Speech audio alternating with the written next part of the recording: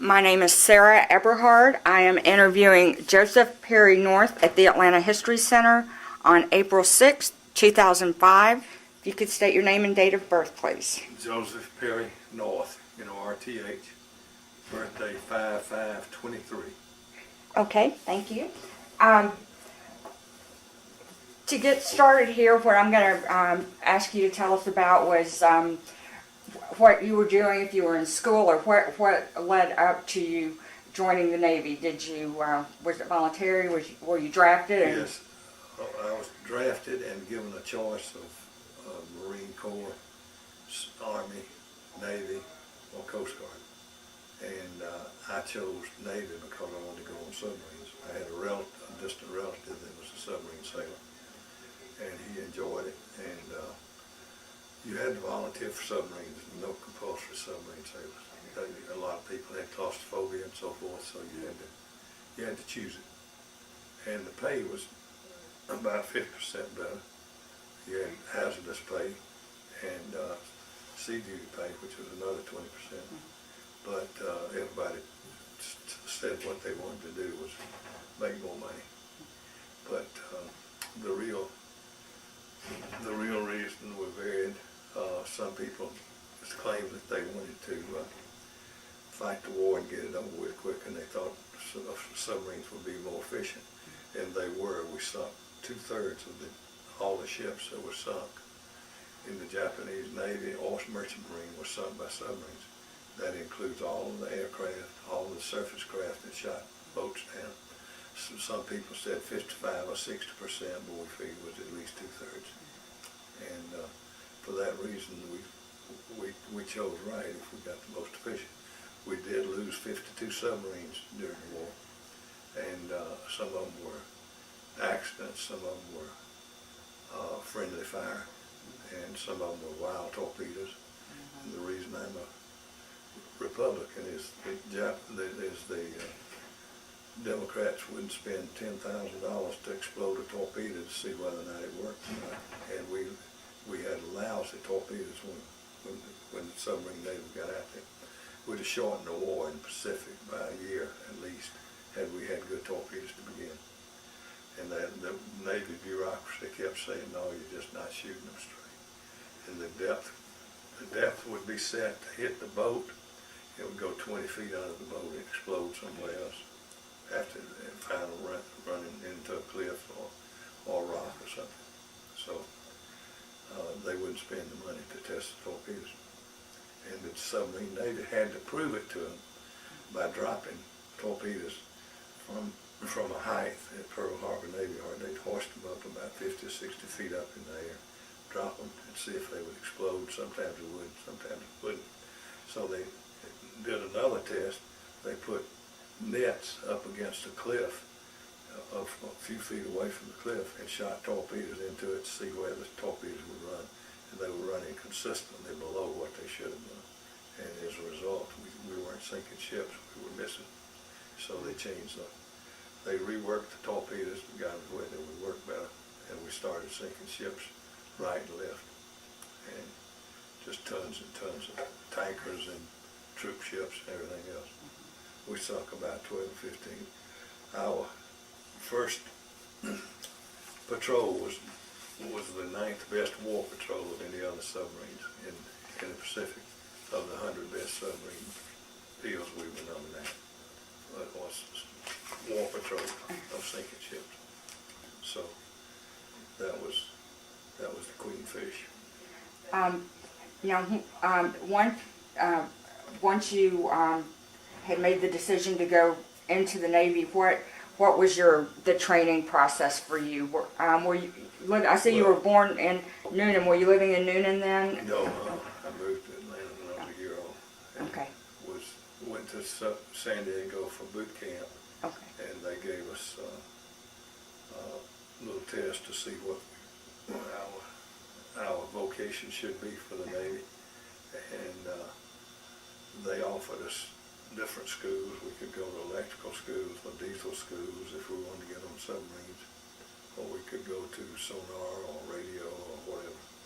And I chose diesels because I knew that we had diesels on submarines, they let me go to, after boot camp, I went to the University of Missouri for a 12-week course in diesel engines, and we completed that. They gave you an incentive to get on submarines. They said if you're in the top 10% of the class, you can apply for submarines. But if you don't make that, you'll be on landing barges taking the Marines into the islands, and you'll get shot at. So it gave us a great incentive to study. So I was in the top 10% of the class, so we were able to do that. Then we went to after sub school, if you had the grades, and we had the grades, so they allowed us to go to New London, Connecticut to submarine school. And before you go on a submarine, you're given a test to see if you, a physical test to see if you're claustrophobic. They put you in a room. It's really the bottom of a silo full of water. It's about 100-foot tower, and attached to that they have a little side tank, and they put you in there, and it's dry, and they flood the water up to right up under your lips, and you're packed in there with about 18 or 20 other people. Then they bleed high pressure air into, which is foggy and smoky looking, and you're skin to skin. Everybody had on bathing trunks, and as a result, if your eyes dilated and they thought you were afraid, they said, would you like to get out? Would you like to get out? If you got out, you were out of submarines. So as a result, the people that didn't get out was allowed to stay in there and climb up a rope to the top of the tower, and full of water now. And you had to stop every 10 feet to keep from getting the bends, which crushes your intestines and is very painful. The divers are familiar with that. So every 10 feet we'd stop and count to 10, 1,001, 1,002. And as a result, after you got out of that, you went before 3 psychiatrists. And if 2 of them voted that you were a little nuts, you could get on submarines. So, and after that, the truth of that is that we actually did go before 3 different psychiatrists, and they'd try to shake you up and see if you had a short fuse and so forth. And they looked at your fingernails and they said, notice your fingernails are a little short. Said, do you bite your nails? And one guy lied and said that he just liked to cut them close, didn't like to snag them. So as a result, later on the first time we shot a torpedo, he was so afraid, and he got so excited, because it takes about 3 or 4 or 5 minutes for a torpedo to, depending on how far away the ships are, for it to explode. Well, he got so excited, he just started screaming, and they reached up and tapped him on the head with a monkey wrench and knocked him out, and he put him on mess cook for the rest of the tour, and shipped him off the boat after that. So that was one way. Going back, I got off the subject a little bit, but that was one way of finding out. It was part of the process, though, right. yeah. Yeah, Definitely. see if you could take it. So that was the way they did it. And then, was it from there that you got your assignment? Yeah, to a new boat, and we went to Portsmouth, New Hampshire after submarine school. Mm-hmm. You learned how to. Actually, there was submarines on the base at New London. They were World War I submarines, just to get you used to going down and diving and coming back up, submerging the boat. And we'd go down 50, 75, 100 feet. That's about all those old boats would do. They were very small, and we didn't stay overnight. They just weren't civilized. The other boats weren't too civilized, but those were really grease bumps. And as a result, we went to school there and learned how to do a few things like dive and how to twist the valves and how to submerge and so forth. And then we went to Portsmouth, New Hampshire, to a brand new boat under construction. And we were able to go through the boat as they were building and putting it together, seeing all the systems. But we had to learn to draw every compartment on the boat. We drew the whole boat, and the whole systems, the air systems. We have to use high pressure air to blow the water out to get the water to get the boat light enough to come back to the surface. And we had to flood the tanks. All the tanks on the outside of the submarine. A submarine is a double hull deal. And between the two hulls is the water, ballast that sinks you. And we have bow planes and stern planes that operate like planes, like wings on a plane and rotors on a plane. And of course, we have a rotor to steer back. But all of that was learned, and you learned the systems and so forth before you ever got on the boat, because you saw it under construction. And when we got our new boat, we went down the East Coast, we went to Key West for 1 month to listen to sound, see what a depth charge sounded like, and they looked for us as an anti-submarine war patrol. They were training the people on surface craft how to sink German submarines by using us as practice, and we practiced getting away from them. And they said they not only had depth charges, they had what is called hedgehogs, which I don't think the Japanese had at that time. They were small little bombs that would go down. As long as you got a hit, it would still knock you out. And we'd come back from these patrols, and these dummy bombs, little missiles would come down and be on our deck, which meant that we'd have been dead had they been armed with explosives. So that was a lesson in how to, and to be sure you got away from all those folks before they sunk you. And we did hit, they practiced depth charging fairly close, but not close enough to do any damage. And then we went through the Panama Canal out to the Pacific, started war patrols in about April and May of 1944. And how many were, what was the crew size? We had about 75 or 80 men in the crew, and about 6 or 8 officers. Sometimes we'd have an extra 2 or 3 people that we were trying to train in, or they would, actually we felt like we had an overcomplement, because we had to do some hot sacking, which meant that if you came in off of in other words, you had to operate the boat 24 hours a day. And as a result, some of the people had to use the same bunk, the same bed. In other words, you'd have a warm bed to crawl into when you got off of watch, because you were sharing a bunk with somebody else. And there was a lot of that going on. But the boat was 312 feet long. It was equivalent, somebody said, of 150 people in a 3-bedroom house with 2 baths.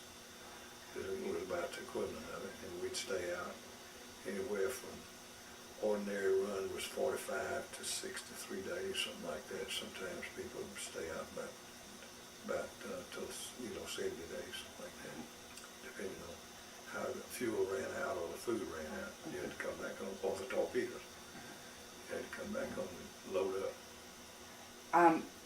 Well, we can go back then to where you had said you went on out and began your patrols, and if you could just tell a little bit about, if you want to go chronologically, or the ones that were the most important, or the ones that stand out to you the most, and in whatever order you might want to tell some of the things that... We first 2 patrols were almost successful because we had more ships to shoot at, and they had larger convoys. And after the second patrol, the first and second patrol figured in the Presidential Unit citation that we received for sinking so many ships and damaging some. We sunk tankers and full of oil, and we sunk some troop ships.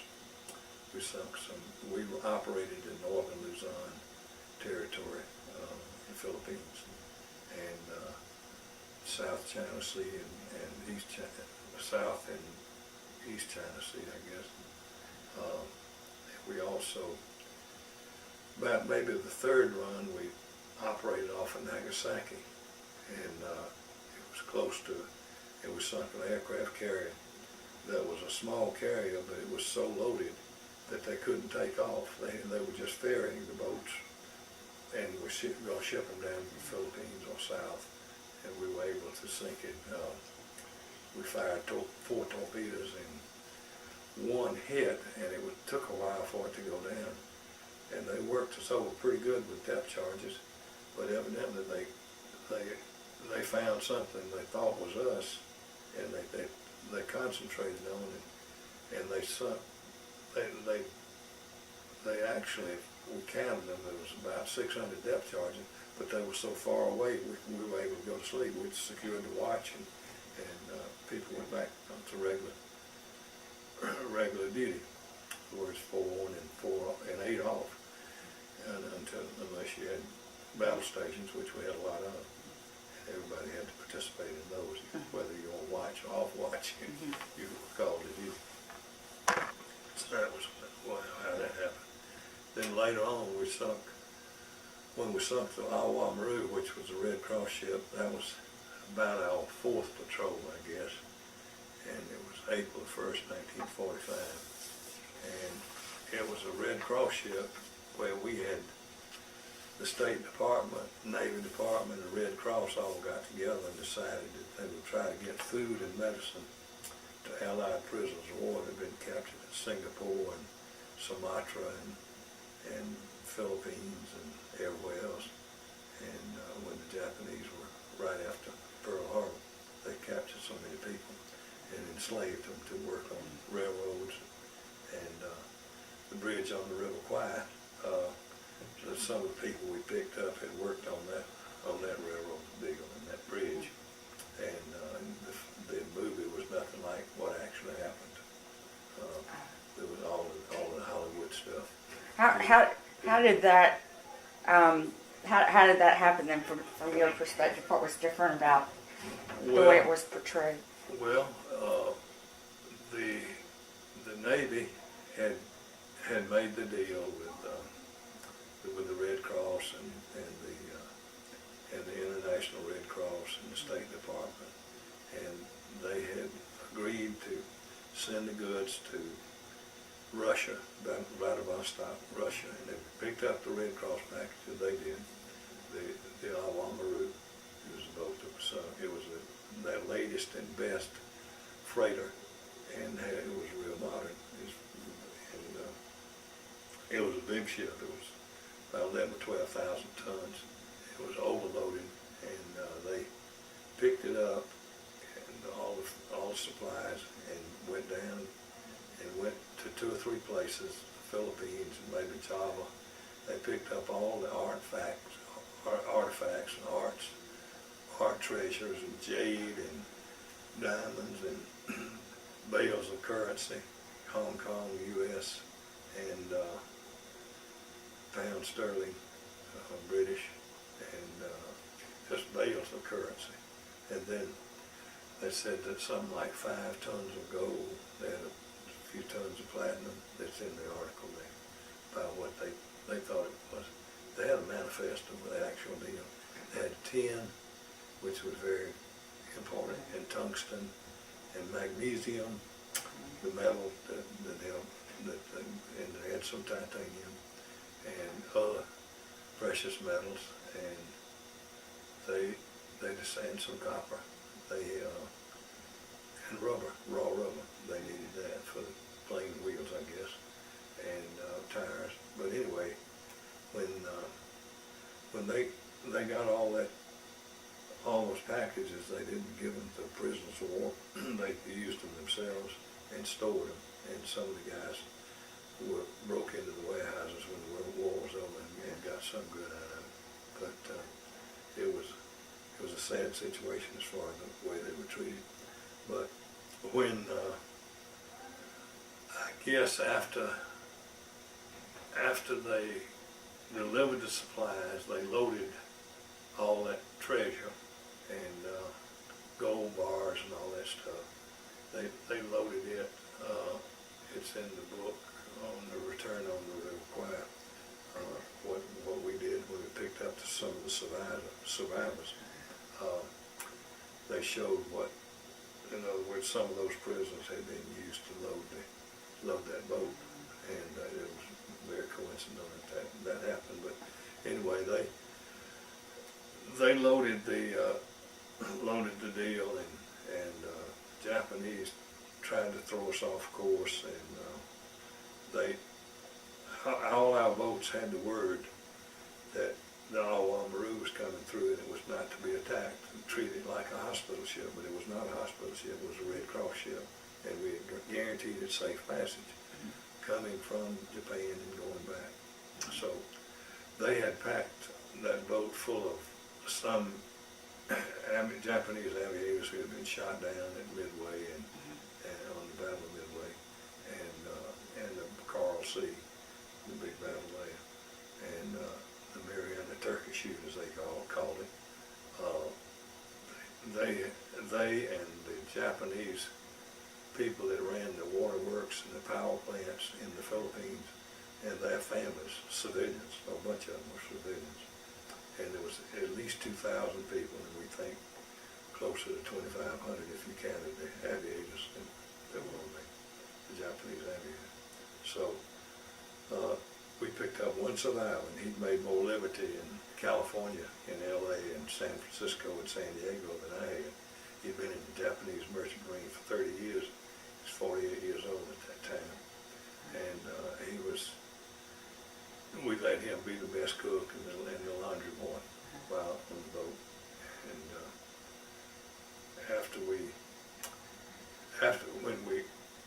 when we got the word that we had sunk it, we tried to figure out what happened. They gave us instructions on the route they were to follow, but they changed it from time to time, and they changed it, and we didn't get the word at that night that we sunk it. They had a communication deal. If you weren't on the surface at 12 o'clock midnight every night, you were supposed to come up for a little while just to get radio messages, and that was the time of day that we got.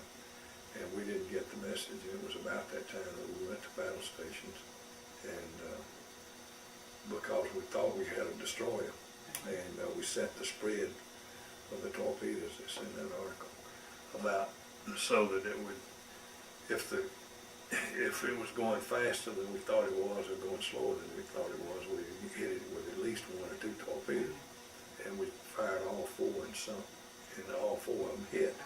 And it sank within 5 or 10 minutes, and it was just debris all over the place, and the raw rubber and so forth. And these containers, these canned containers of lightweight metals, we found some of them floating. We picked up some evidence of what they had, and we brought it back and picked up that one survivor, and he said that he testified at the court-martial that it was too dark to see, and we fired a radar shot, and we thought we were firing at a destroyer, which is real dangerous for submarines to be around. If you shoot and miss, they can come get you. So we lined up 4 on the after torpedoes. In other words, you can shoot torpedoes out of the front of the boat or the back. So we fired and got all 4 of them and sunk it real quick.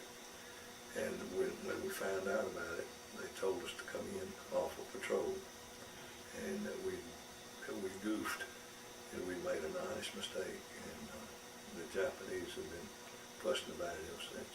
Some of them, the survivors' families, which we would probably have done the same thing if it had happened to us.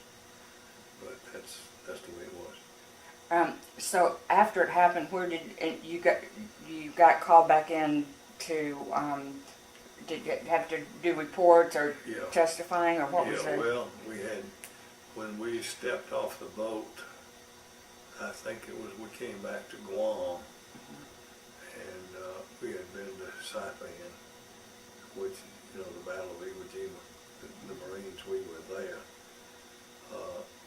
And we had a submarine tender there, and we picked up up some supplies and came back to Guam. And I think there was about 12 admirals met the boat. And they had a court-martial and the Untitled Captain of Command and sent him back to Washington, D.C. And he had just remarried before he left, so it made him pretty happy to go home. But he did a great job. He was a wonderful man. And he could criticize you without embarrassing you. Yeah. Which is a great quality to have. How did, in the end, when everything settled out, did it affect his career, or did he? It didn't. He made admiral later on. Okay. It may have slowed him down a little bit. You know, he was superintendent of the Naval Academy for a while, so he was well thought out in the Navy. Okay. Navy circles. So after you had, did you go back out again after that then and continue? Yeah, the last patrol we sunk some real small ships, and we picked up naval aviators. We picked up 7, 8 of those one time, and we picked up there just wasn't not much left to shoot at. We had 5 successful war patrols, but that means you got a star for combat.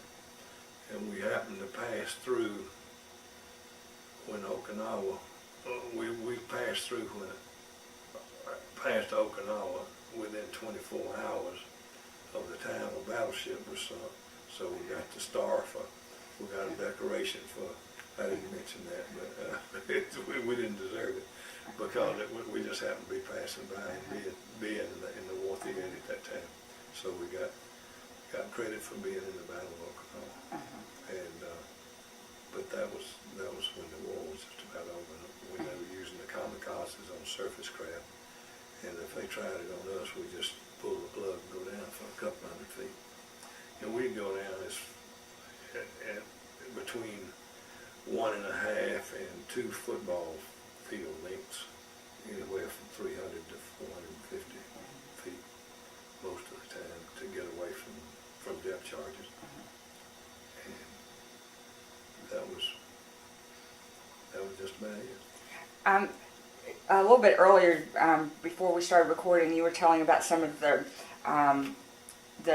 people that you had picked up, the Australians and New Zealanders. Can you tell any stories that stand out about the prisoners of war you picked up, and what those were like? Well,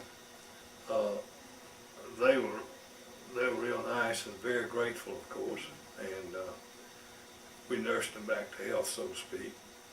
I'm quoted in the book by Clay Blair as saying that they were so grateful. One of them said to me, "How about giving me another piece of cake, mate?" And that what he was talking about was a piece of bread. We had homemade bread on the boat. The baker cooked bread every other night. He cooked pies the other night. So it would either be cherry pie or blueberry or apple pie, something like that. And but as far as the particular guy that was mentioned in that letter, he became president of one of the large banks in Australia, and his Bancroft is his name, Arthur Bancroft. He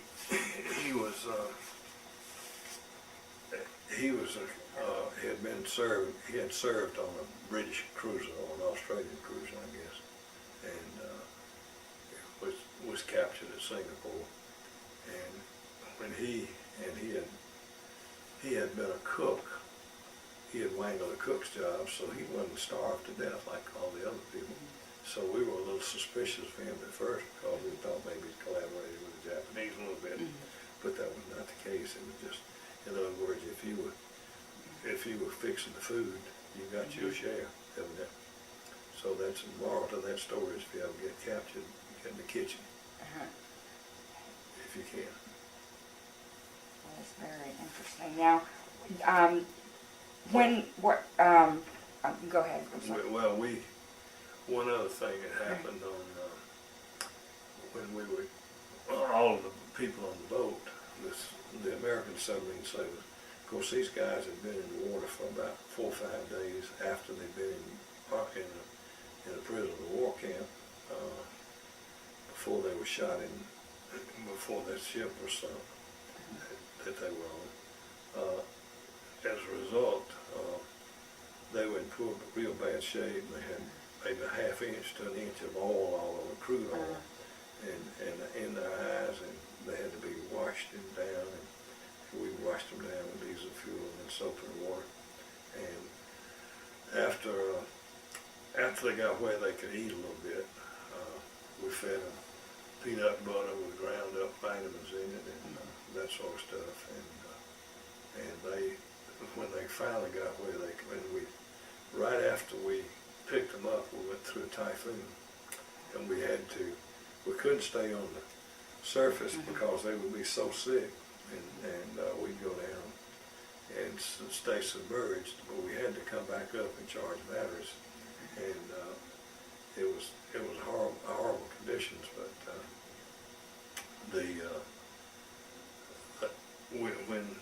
when we'd give them clothes and boots, I had won a pair of Australian boots, and they made out of calfskin or something real nice, and I gave those away. I won them in a poker game, and I'm not much of a cowboy boot man anyway, so I gave those away, and I don't know whether Arthur got them or somebody else got them, but they all seemed very appreciative of what we did for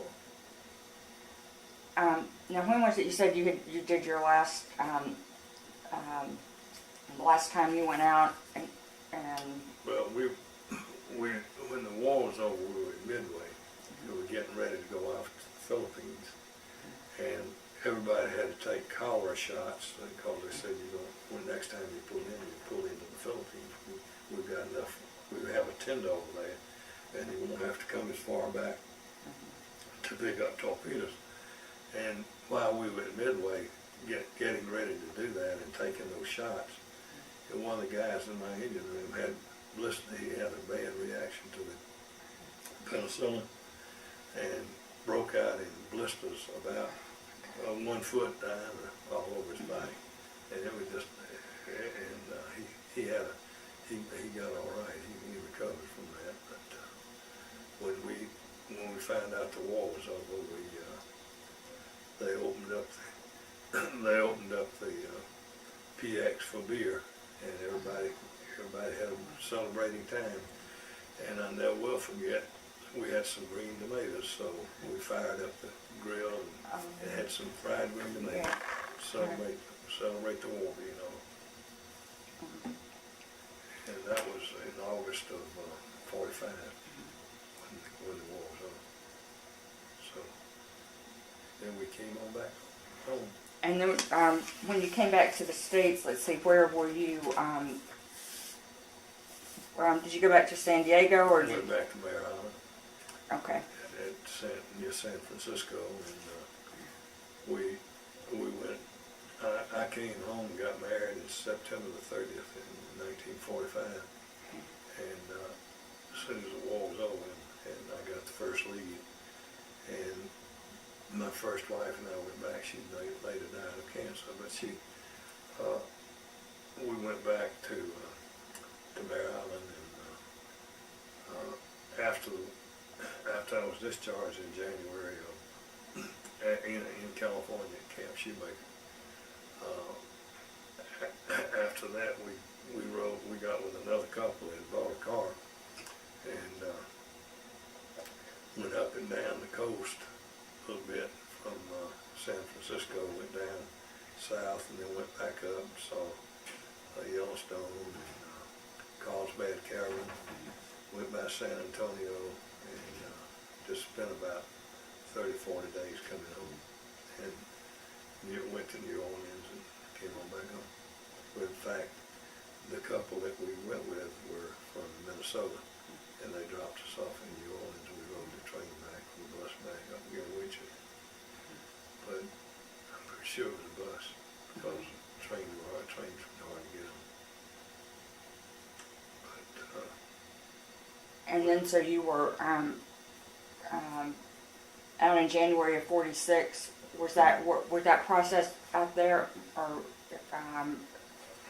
yeah, that was before you you came back and yeah, I was out of the Navy when we made the trip back home. and then did you settle back in Atlanta and Yeah. you came back Yeah. back here?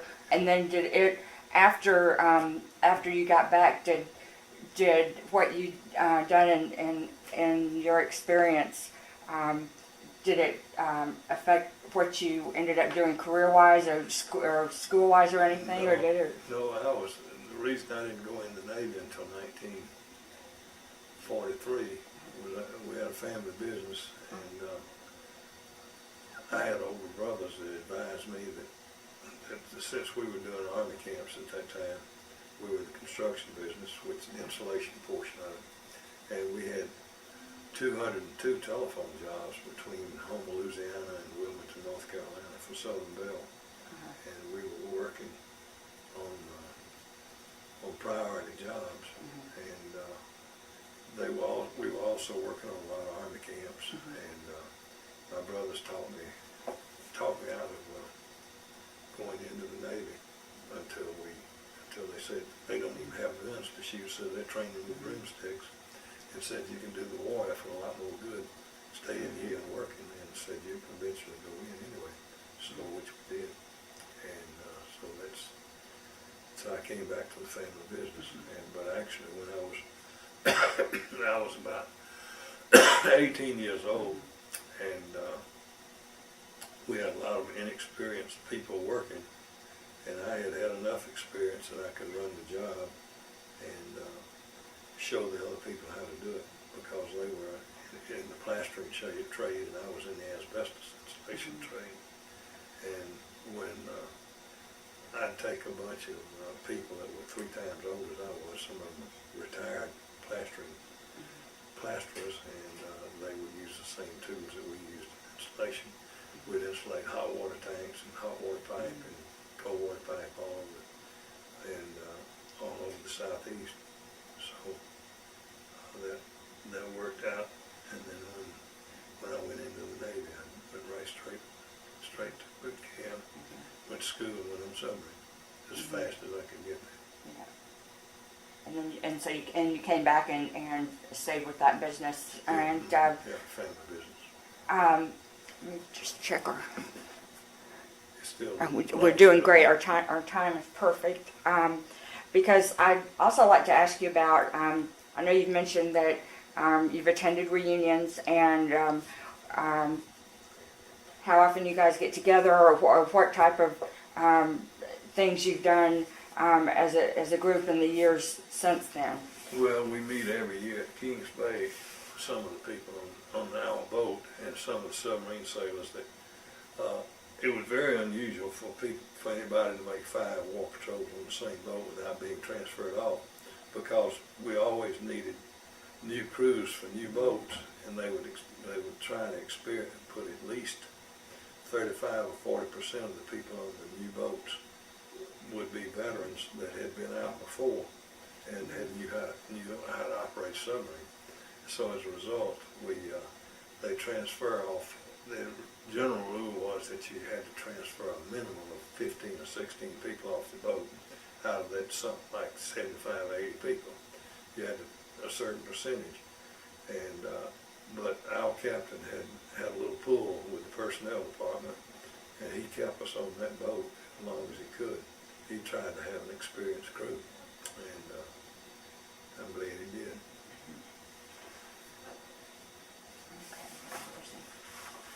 And so this is annual. You still get this. The annual deal on, they have a memorial service, an annual memorial service at Kings Bay, in St. Mary's, Georgia, at the sub base down there. That's a nuclear sub base, but they have a pavilion built for where they have the memorial services every year. And there's a museum down at St. Mary's, a submarine museum, that covers not only World War II, but other parts of it too, and the nuclear boats and so forth. I have a grandson on a submarine now. I told him I had so much fun, he thought he'd try it. Instead of going to college, he joined the Navy. And he's on the USS Nebraska now. Okay. And where are they located? Washington State. Okay. He was at Kings Bay for a while, but for about a year. And he transferred out there. He's already made 3 patrols. So he likes the work, likes to get his hands dirty. Yeah. That's okay. I think we'll make a copy of that cover too, that shows the reunions that you have. Well, we have an annual one every year somewhere. Mm-hmm. I've been to about 3 or 4, but what we normally do, we have a boat reunion at some of those national conventions. Okay. And when we have a boat reunion, everybody makes an effort to go off of that boat, off of that particular boat. But like I said, it's very unusual for people to make 5 war patrols on the same boat. And as a result, they have several people that have been on 3, 4, or 5 boats. Because they move from one to the other. Because some boat might need their rating where somebody retired or moved off. And you have a particular skill if you're a good electrician and know how to use the maneuvering deal. The maneuvering room on a submarine is we make the diesel engine makes the electric power, and then the electrician has to guide where that power goes, whether he wants to go to lighten the boat, or charging the battery, or running the propeller to push us forward. So that was, and we could go about 18 knots, which is about 20 miles an hour.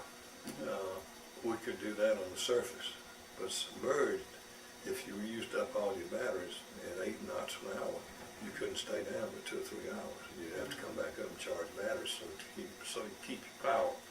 But if you go 1.5 to 2 knots an hour, which is almost standing still, you can walk faster.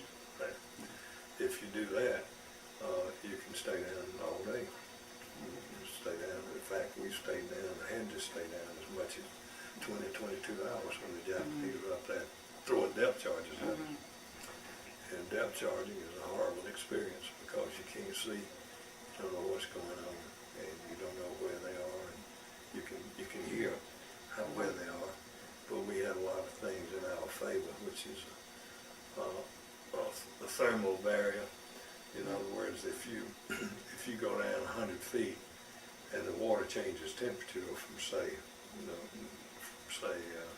65 or 70 degrees down to around 50 or 55, that sound, when you send sound through water, if it's all the same in temperature, you can kind of get an idea of how far down something is. When you send out a ping, send out a signal, and it bounces back off and comes back up. You measure the time that happens, you can figure out how many feet away that is. But if they don't know where we are, if they think we're at 125 feet, and you get one of those planes that bounces off, and they set the depth charges for 125 feet, and we're 150 or 200 feet now, they miss it. In other words, they don't blow us up. So that helps us out a little bit. And one last thing I wanted to have you mention was going back to the fact that there's some of the Japanese don't want to let this issue die, and people over here as well, that it's bounced around. If you could mention some of the very recent efforts from the Japanese television people, and the book that you mentioned that was someone was working on in Chattanooga.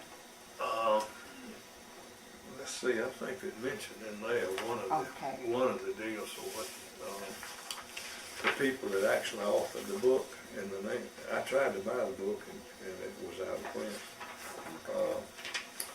But It's in one of those articles. Okay.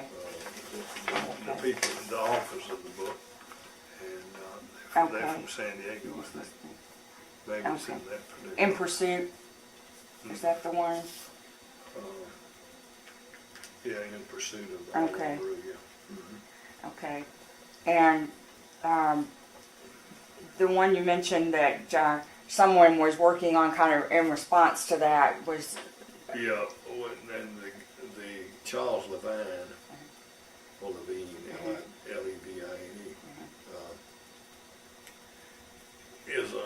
he's a CPA in Chattanooga, Tennessee, and he's writing a book that kind of refutes that book a little bit. It just tells that our captain was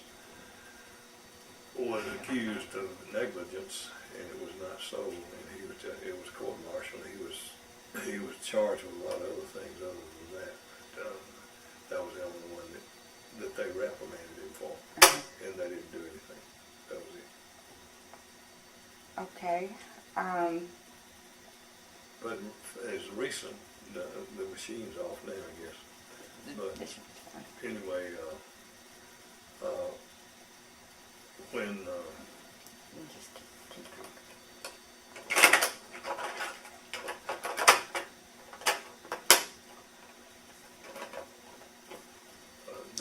they didn't contact me, but they contacted 2 or 3 of my shipmates that were on the boat, and some that weren't on the boat. Charles Levine, as I said before, was not on the boat during that particular run, but he was on all the other war patrols that we made. He had been transferred off for one patrol, and when he came back on, it was a coincidence that the executive officer that wrote this article, it was in this article, quoted, he got him back on the boat, and he was in the communications room, he was a radioman. I had often said that if he'd been on the boat and he knew what the message was, if he had known what the message was, the officers decoded the message, they were all in code, and he would have made some noise that, this is Awa Maru, you're not supposed to be climbed up with it. It could be it. So, but we think they were off course, and that was another reason that we thought we sunk it. We didn't think it should be where it said it was not supposed to be. So we didn't get the word. And then all bureaucracy, somebody didn't get the word. And where were you actually? What was your... I was in the control room, and I heard all this going on because my battle station, on the surface, my job was ordinary conditions with no battle stations. Battle stations meant everybody had one place to go on the boat. That's where he stayed. But on the surface, my job was to help run the engines in the forward engine room. We had 2 engine rooms. We had 2 big diesel engines equivalent to a locomotive engine in both of those rooms. And on full power, like I said, we could do 20 miles an hour. But when the klaxon sounded, which meant that you were diving, going to submerge, my job was to run as fast as I could from there through the after battery, which is where the crew eats mess and where the galley is, where they do the cooking and so forth, to the control room. I ran through one compartment, from my compartment through one other compartment to get to the control room, which is the control of the boat. That's where they run it from, that's where they guide it, where we dive and where we flood the tanks and where we run the trim. And I ran the trim manifold, which meant that I pumped water from forward to aft to level up the boat from side to side. If it was heavy on one side, I'd move water from one side to the other side in these tanks. And I had a manifold there that I could turn different valves and start to pump. It would pump the water from one tank to another. So, and after we did that, we'd get a trim on the boat every morning we'd trim the boat, because we'd burn fuel, and the water that replaced the fuel in the ballast tank. We used this fuel as ballast too, but we didn't pump it in and out of the ocean. But we did as soon as we used the water up out of the fuel, the fuel was lighter than seawater, so seawater would replace it. And we'd have to compensate for all that weight. And so when, as I said, when I'd go to my battle station or my submerged station, that was my submerged station. Everybody had a job on the surface and they had another job if it was submerged. Okay. So every time we dive, I would have to go to the control room, and that would be my job off that water. Well, then battle stations didn't make any difference whether I was asleep or eating or whatever. Battle stations meant that I went to the control room and ready to pump water at that time. So I was in the control room when they lined up the shots, and I heard all the fire control deal and everything else. And we said, well, looks like we got a destroyer. And the reason we thought it was a destroyer, it was making about the same speed. It was a new boat, and it was lower in the water than it should have been for a big boat because it was so heavily laden with all that gold and silver and all that other good stuff. So not only that, but 200 miles up the road, just about 15 or 20 hours before, some other submarines had busted up a convoy of about 3 or 4 ships, and the only boat that got away, they sunk them all but one destroyer. And we thought that was the destroyer that we were looking for. So that's why we signed up and did it. So that was why we did that. Okay, I think we're perfect on our time. Is there anything else you might want to mention that you thought of, or we got a few minutes? I don't know whether we mentioned the fact that I think we mentioned the fact that we sunk at least 50 or 60% of all the ships that were sunk. That's we being submarines, and we lost 52 boats, and some of them by accident, some by mine, some we don't know why, but we lost some friendly fire, but we did do our part of getting it. And as I said before, if we'd had good torpedoes, we'd have short war by at least a year in the Pacific, because they were just about starving to death. They didn't have many ships left. They had no oil tankers, nothing to run them. They were lucky to have enough fuel to run their kamikaze planes. Well, and the name of the book you mentioned is in the article. I'll add that in, and we've got a note on here that you that at one of your reunions, someone had a camcorder and made a tape of. We actually went around the room and asked the people that were there at the reunion where they were and what they were doing when we sunk the Awa Maru. And some of them were in fire control parties, and we, lined up the angles to shoot the boat, that sort of thing. And some of them were different places, and what was said and what they remembered was being said.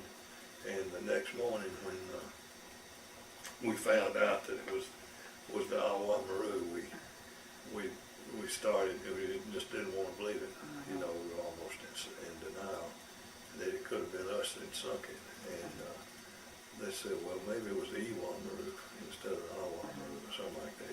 Maru means ship in Japanese, and that was the name of it, Awa. And we were just hoping against hope that wasn't what it was, but that's what it was. Okay, well, if we get a copy of that, we can we'll add it to this, and we'll go ahead and conclude here. I'm going to turn off the